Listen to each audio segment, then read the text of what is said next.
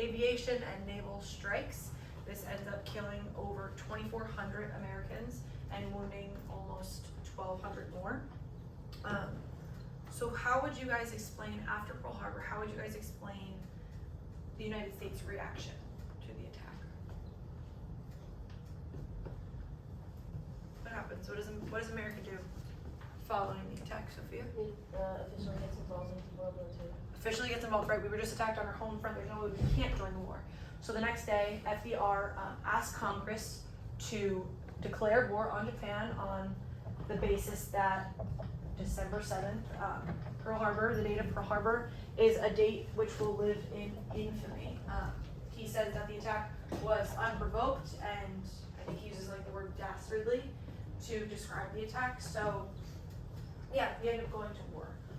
Based on Japanese alliances, what do you think happens following that? What do you guys, or what can you predict happens for the United States? Germany goes to war with the US, right? Germany and Japan are allies. Who else? Italy. German and Italy both declare war on the United States just 4 days after we declare war on Japan. So we see now that the United States is engulfed in World War II. We're facing it on both fronts of the Pacific and Atlantic. We're kind of like right smack dab in the middle of it. So what we are going to be doing today is talk about what kind of happens to Americans that are immigrants after we have joined the war. So once America has entered the war, a lot of Americans, especially those that live on the West Coast, feared that the 120,000, specifically Japanese Americans living there, could commit acts of sabotage, right? Or not be loyal to the US, or just not, just do acts of sabotage during war. So it's seeing that Japanese, German, and Italian nationals, all of them who are enemies at war, right? Or whether they're visiting the United States or residing in the United States, they are seen as alien enemies. So they're not seen as good. Based on that, how do you think that they're going to be treated during the war? Not good. How do you think that they're going to be treated not well? The question? What predictions do you have about how natural born Americans or government officials at that, how do you think that they are going to treat these groups of immigrants that we are at war with?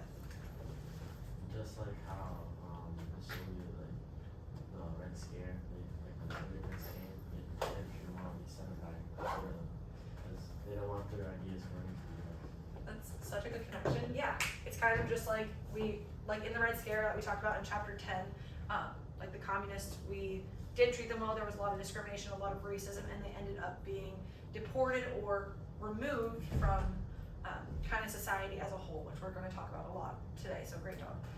Santi, do you think that one of these groups more so than the other kind of got the worst of it? Yeah. Yeah. Abby, you shook your head first. Who do you think?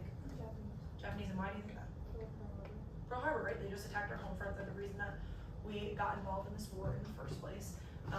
They're who we are most scared of right now, and that's who the government wants to keep a really close eye on at the time. So with that, what we are going to be doing today is a check activity. We're gonna have like a little introduction PowerPoint first, talk a little bit about it, and then we will move on into the activity itself.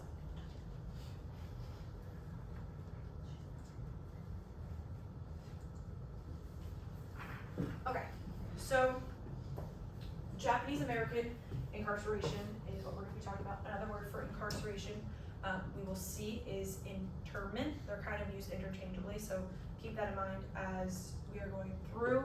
They're kind of the same thing.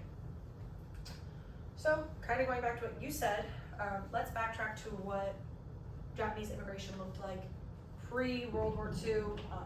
Remember in chapter 10, we talked about how in the 1920s and kind of before that, there was a huge influx of Japanese Americans, and that all kind of came to a stop, right? So over 250,000 immigrants came to the United States from Japan between the years of 1860 in 1923, but we see that again come to a really quick halt because of what happens in 1924 with immigration. Does anyone remember what happens, or just during the 20s in general? What are they doing with immigration? Are they allowing more people in? Are they? They're limiting it, right? They're restricting it. So the passage of the Immigration Act of 1924 under Calvin Coolidge kind of made it nearly impossible for any Asian and specifically Japanese Americans to come into the country. It kind of outlawed it, right? So by 1940, a few years before what we're going to talk about today, in 1940, there was 125,000 Japanese or people of Japanese origin or descent that are living in the 48 contiguous United States, and there's another 150,000 that are living in the territory of Hawaii. But talking about the 125,000 that are living here in the 48 contiguous states, where are most of them residing? What region of the United States are they living in? Yes, the Japanese. West. California, what region though? Like, did you, yeah, no, you said west, sorry, I really kind of screwed up for it. The West Coast, yeah, and that makes sense because why would they be coming to the West Coast? It's close. Because it's closer, right? They're coming from Japan, they're coming from Asia, that would make sense. I always say, or would help me remember while I was in school, so you have Ellis Island on the East Coast, right? And Europeans are coming in through Ellis Island in New York. Europeans, Ellis, they both start with E, right? Angel Island is where they come in from the West Coast. It's in San Francisco in California. Angel, A, Asian, A. It makes sense that That's Angel Island. Angel Island, it's like, you know what Ellis Island is, Yeah, right? it's like- So Angel Island is a very similar immigration center where a lot of Asians would come in because it's like you said, yes, yeah. It's based in San Francisco. It is an immigration center that Asians very typically will come through. So yeah, that kind of wraps up what we're looking at with Japanese immigration at the time. Moving on, I think we kind of hit the nail on the head with Pearl Harbor between yesterday and kind of a recap today, but again, December 7th, 1941, Japan attacks military base in Oahu, Hawaii. This makes us go to war with Japan. In turn, Germany and Italy go to war with us. We're engulfed in World War II, right? So a few months following Pearl Harbor, in February of 1942, February 19th of 1942, we see President Roosevelt pass this Executive Order 9066. And what this executive order calls for is, it declared that the Secretary of War and other military commanders now have the power to establish what they called military areas. And in these military areas, they could kind of exclude any or all persons that they deemed couldn't be there. So here we see that they're all kind of along the West Coast, right? Who's in the West Coast here? Asians, Japanese Americans that are living on the West Coast. So I think it's kind of uncoincidental that it's along the West Coast, but also they put it here because this is where they feared would be a war zone because of the occurrence of Pearl Harbor, right? But nonetheless, military leaders designated California, Southern Arizona, Western Oregon, and Western Washington as these military areas. And in these military areas, they ordered the removal of all Japanese Americans and or anyone of Japanese descent, regardless of whether they were American citizens or not. So we'll talk more today about how most of them were American citizens, 2/3 at that were fully American citizens, and only the other third were aliens. But nonetheless, no matter what, if you were of Japanese origin or descent, you were ordered to leave the land. So see that with the photo here. It's kind of just notices that they posted for Japanese Americans to get up and get on out. They are going to be removed, like we kind of talked about with just like communists. They are, and this is another instance of when we see immigrants kind of removed from society, told to leave their homes, and they are put into incarceration camps. So in spring of 1942, just again a few months after that Executive Order 9066 is passed, we see that they leave their homes. They're told to leave their homes very quickly. They don't really have a lot of time to prepare at all. They don't have really any information about what's gonna happen to them once they are removed from their homes. So we see 110,000, just specifically Japanese Americans that are ordered to report to these assembly centers on the West Coast. And these are more kind of temporary areas, like holding areas for them. This is an example of a line for a dining hall at a assembly line incarceration camp. So like I said, they were given really little time to prepare. They could really only bring the stuff on their backs and think that they could carry. All of their other possessions and belongings they had to leave behind, or you see a lot of them kind of sell them really quickly at really cheap bargain prices. But everything else they had to leave behind. So after several months of being imprisoned at these kind of temporary makeshift centers, what happens is they get transferred to one of 10 more permanent incarceration camps. So in these incarceration camps, they're located here. We'll go back to the map. They're located, the permanent ones are the black triangles, if you can see. And you can see that they're located in really isolated parts of the United States. Right now, them are on the coast. They're all kind of on the interior in more or less the middle of nowhere. So they're sent to these more permanent camps, and at these more permanent camps, there's fences that are lined with barbed wire. There are watchtowers that government and military officials are keeping an eye on them, and overall the conditions are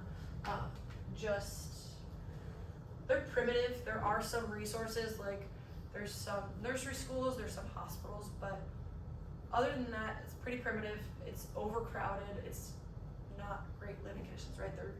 They're being held there against their will.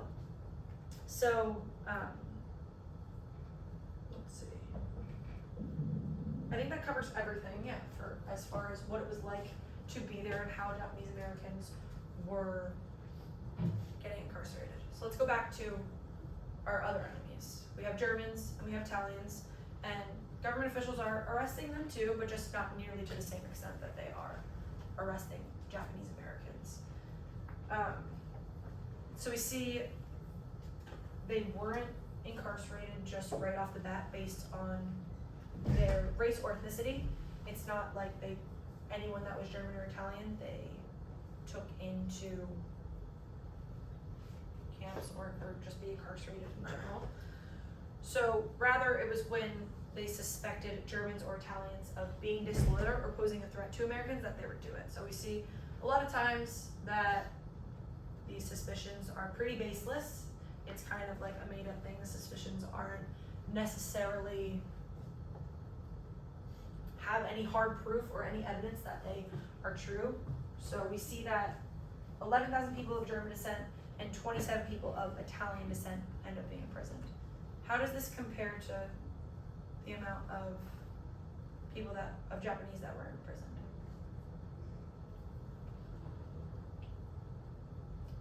Remember we said 110,000.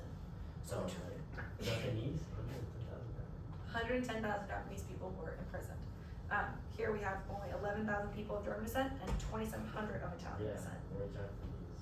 Way more Japanese, right? And it's funny because we look at how many Japanese people live there and how many German and Italian people who lived here, and it's totally opposite, right? We have so many more Italian Americans and German Americans that are living in the United States, but nonetheless, they aren't the ones being imprisoned, like I was saying. Some government officials were advocating for a larger scale of internment for European immigrants, but it just never really ended up panning out. Why do you think that would happen? What's different about European immigrants and Asian immigrants? Kind of think back, we've talked a lot about the idea of old immigrants versus new immigrants. All right, let's start with this. Where are new immigrants from in regard to? Go ahead. No, I was just asking, are German and Italian or European immigrants the older immigrants? Yeah, so they are the older immigrants, yes. And they don't want the newer immigrants coming in. Yeah, why wouldn't they want new immigrants coming in? Or why are like German and Italian or older immigrants? Italians aren't older. Italians aren't part of the new immigrant wave. The Germans are. The Germans are part of the older immigrant wave. I was just gonna mention what. Yeah, so the we see the older ones are from where in Europe? Let's just say a general region. UK, General, what part of Europe? Western Western Europe, right? And so North. Western and Northern Europe, yeah. So in those areas, why would that be people who were more comfortable having America? They were allies, yes. What about communicating with them? Mostly spoke English, right? So having them in America, it's easy to get them to work, it's easy to communicate with them, and they're just, obviously language is a huge part of culture. They're just more accepted into society. Whereas new immigrants, so we talked about like Italians, but also Asians, why would it be that they aren't as accepted, that they don't speak any English, it's hard to communicate with them, and also that they don't look like Europeans look the same as the typical stereotypical American. Asians also don't, which is where you see that racism, that real like discrimination come into play. So yeah, like I said, Italians and Germans have the ability to become fully naturalized citizens, whereas the Japanese do not.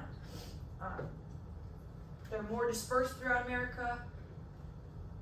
Like we said, Japanese are mostly disproportionately populated on the West Coast, and they just didn't face as much racism as the Japanese did.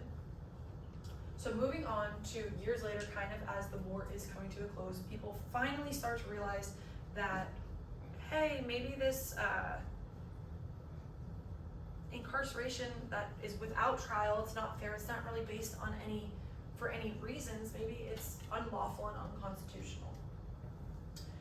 So in 1944, we see that the government releases citizens who they have deemed to be loyal citizens of America. So some people did that. Some people proved their loyalty some Japanese Americans proved their loyalty by contributing to American war efforts during World War II.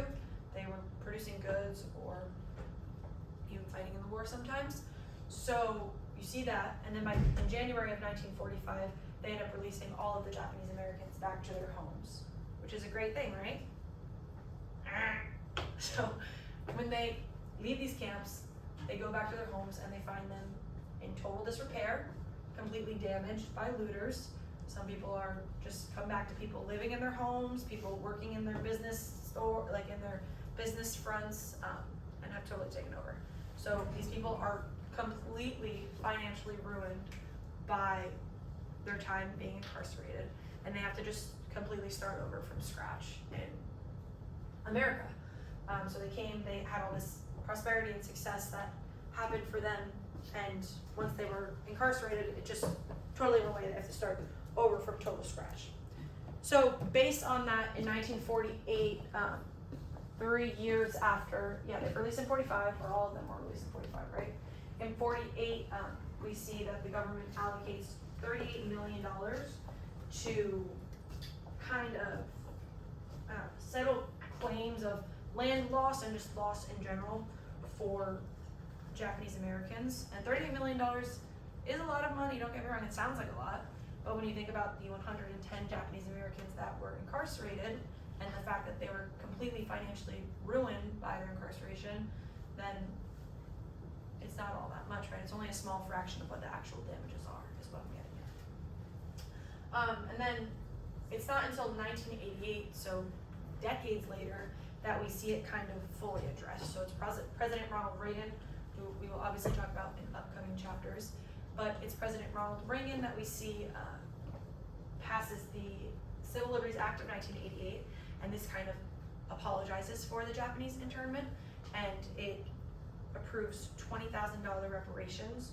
to individual victims. So everyone that was a victim of Japanese internment and incarceration is given a sum of money to help pay for those losses that they had. So what we are going to be doing today, like I said, is a sharing activity.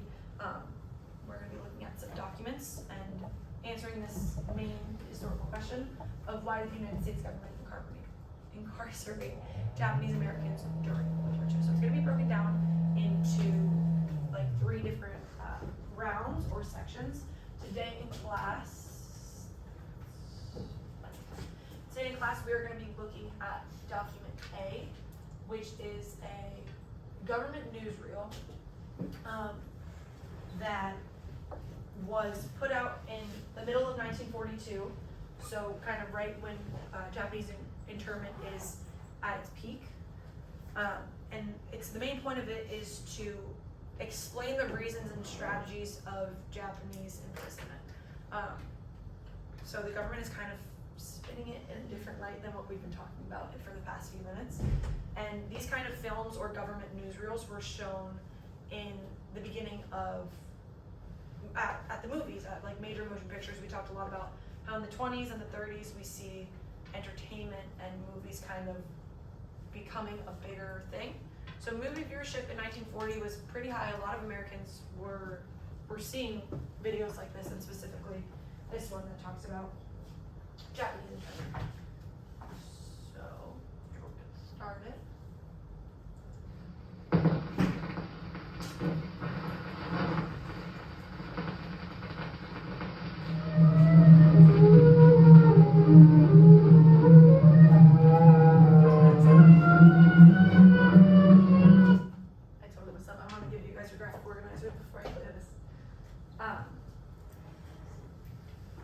So intergraphic organizers, like I said, it's going to be broken down into 3 rounds. Round 1 just focuses on document A, which is just this video. We're going to work on it kind of as a class together. I'll kind of model for you what the answer should look like. And then tonight for homework, you'll look at documents B and C, and kind of pose your hypothesis too. And then when we get back to class tomorrow, we'll do round 3 in groups or with a partner that focuses on documents D and E. And again, that hypothesis that we're coming up with is that main historical question of why Japanese were incarcerated during World War II. All right, so now we can get started.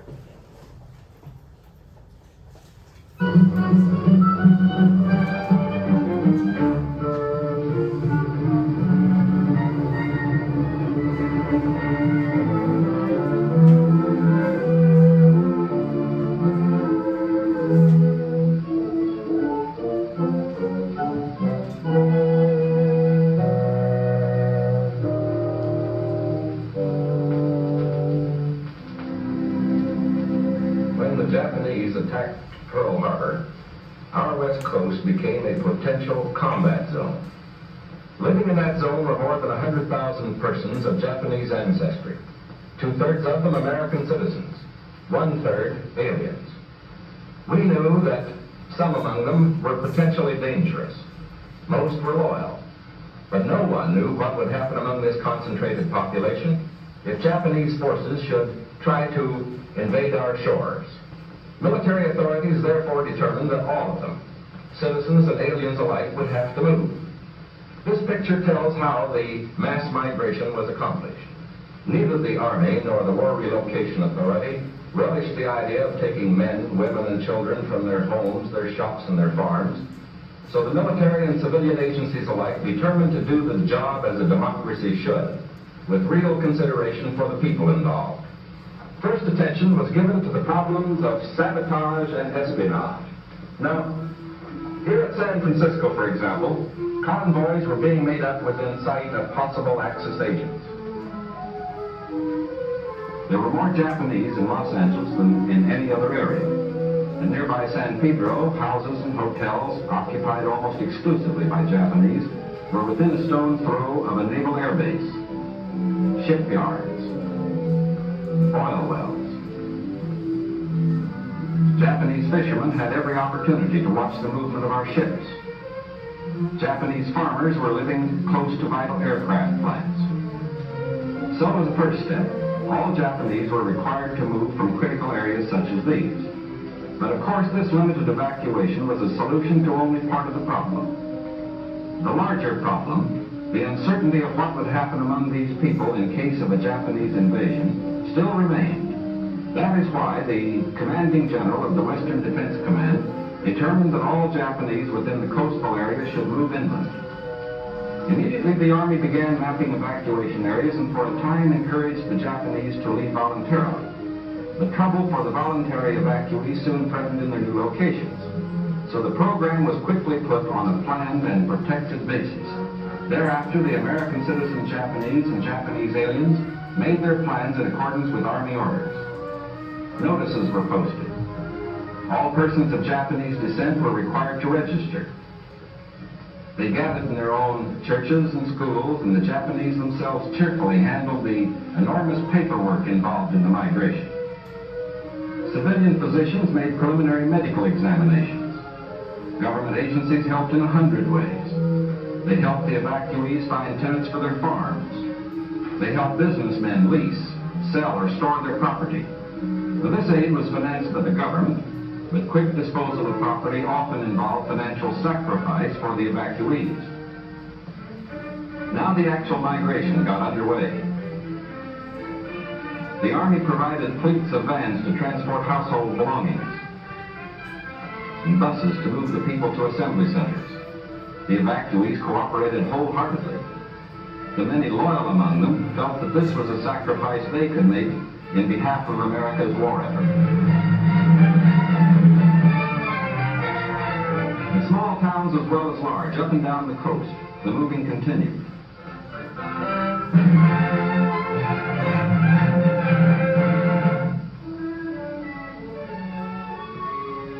Behind them, they left shops and homes they had occupied for many years.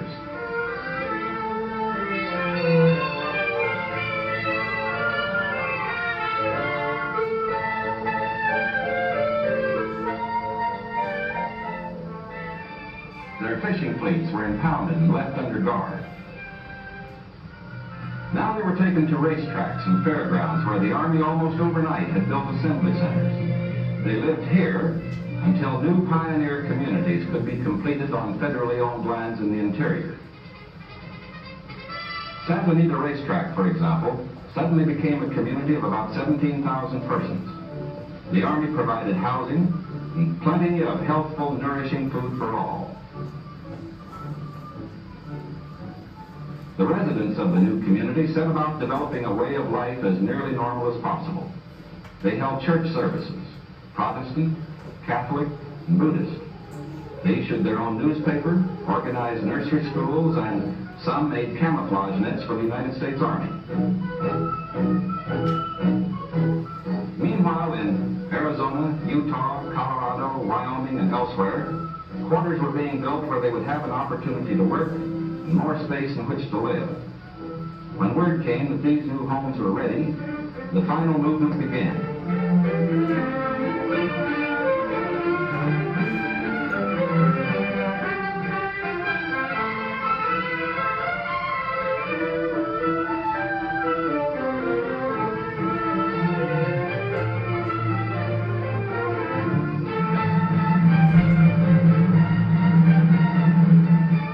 Relocation center, evacuees were met by an advanced contingent of Japanese who had arrived some days earlier and who now acted as guides. Naturally, the newcomers looked about with some curiosity. They were in a new area, on land that was raw, untamed, but full of opportunity. Here they would build schools, educate their children, reclaim the desert. Their own physicians took precautions to guard against epidemics.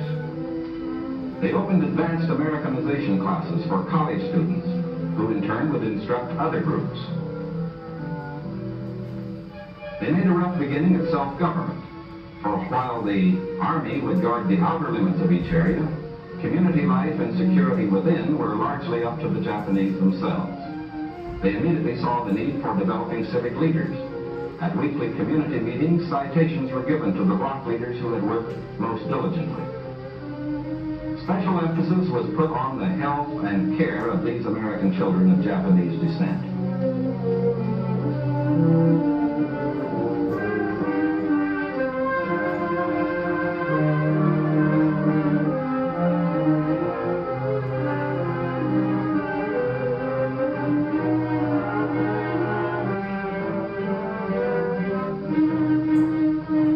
Their parents, most of whom are American citizens, and their grandparents, who are aliens, immediately wanted to go to work. At Manzanar, they built a lath house and began rooting guayuli cuttings. The plants, when mature, will add to our rubber supply.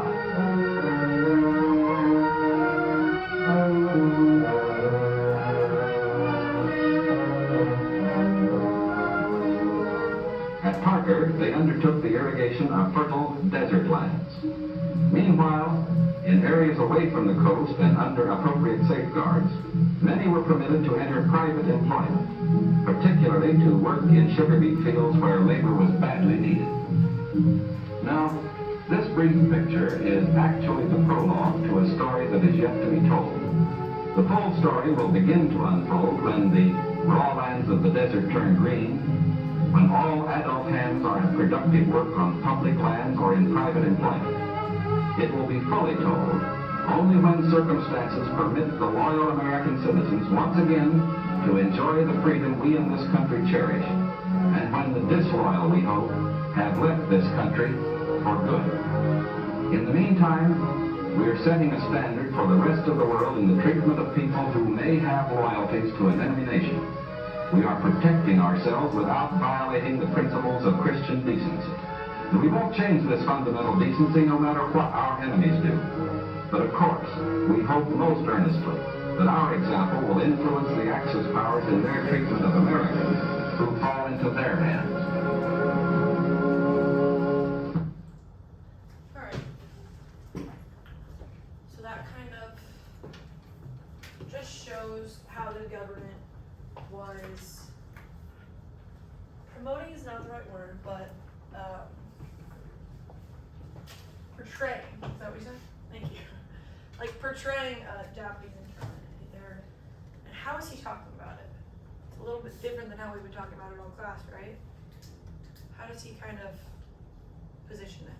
Sophia? He makes it seem like positive, like Japanese people are like going like somewhere else to I don't know, like he doesn't like make it seem like a negative thing that they're getting sent away. Yeah, he definitely spins it in a positive light.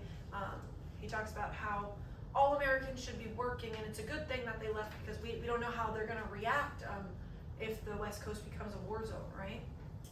All right, so Intergraphic Organizers, it talks about, it says, gives reason and then evidence, right? We have reason, evidence.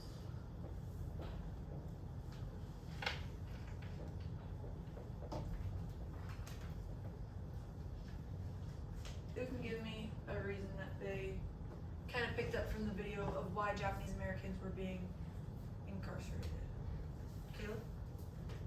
They were afraid on how they would react on that Japanese invasion. Yeah, kind of just like what we got done saying, right?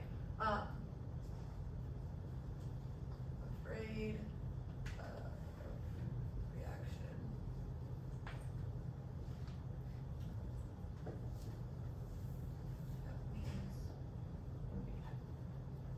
And what evidence did we see from the video in regards to that? That they were able to monitor them 24/7 all in the camps. Yeah, they can monitor them in camps. What else? What did it talk about? Like in the beginning of the video, it was talking about following Pearl Harbor, right?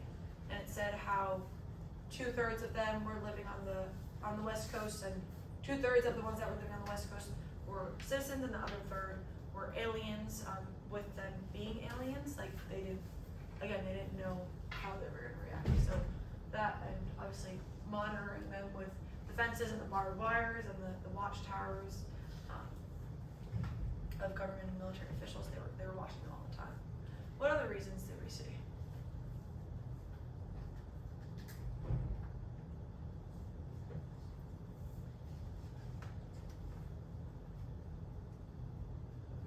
Keeping them employed, like all Americans should be employed.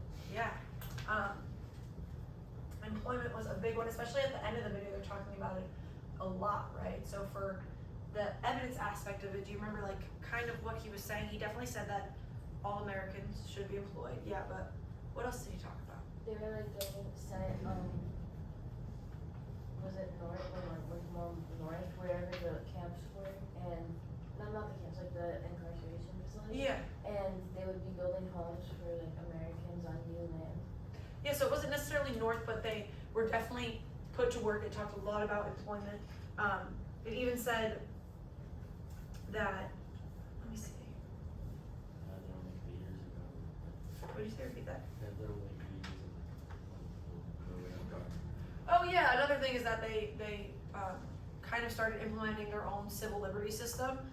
They were kind of voting on like representatives, which is funny. But it talked about how that all Americans should be engaged in productive work, and that if the ones who aren't engaged in productive work, they are seen as the disloyal. So these relocation centers ensure that the disloyal have left the country for good, right? So when he's talking about when the desert turns green and the American dream is that there aren't any disloyal people here, right? What else? So they can monitor them, it promotes employment. What else about these relocation centers? What does it say about American freedom?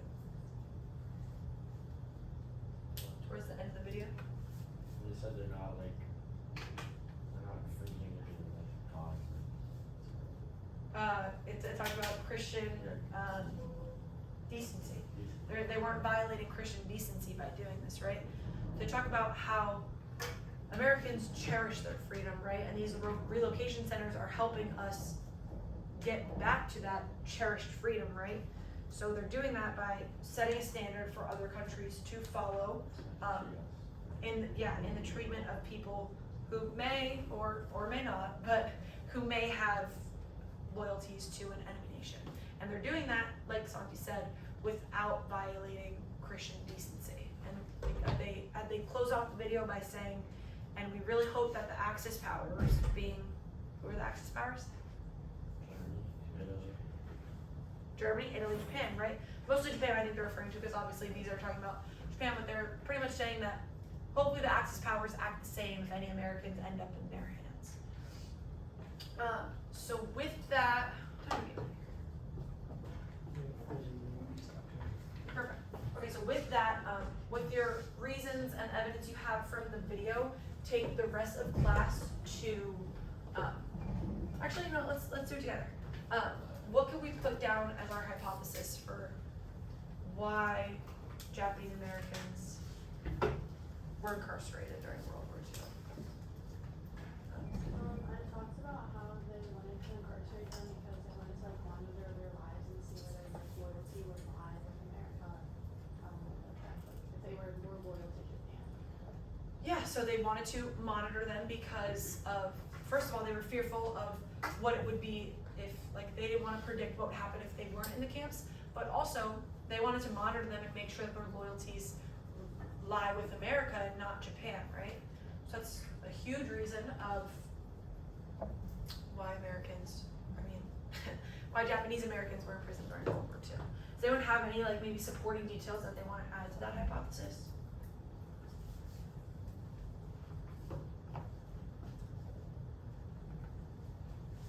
Yeah, you guys think it sums it up? Someone else can look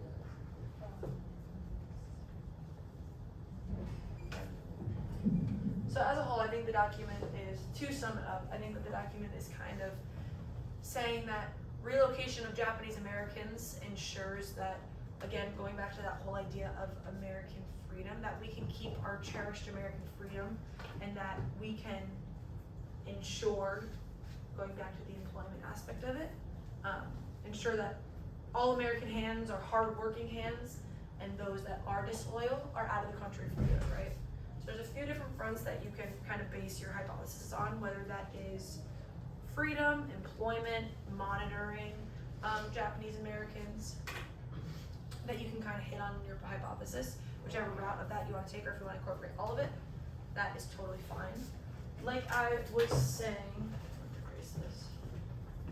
Like I was saying earlier, so that kind of completes our first round of the SHEG, right? Round 2, you're going to be looking at documents B and C and reworking your initial hypothesis that we just completed. So you guys are going to do that tonight. The documents here, I'll pull them up so you guys can kind of take a little preview of them.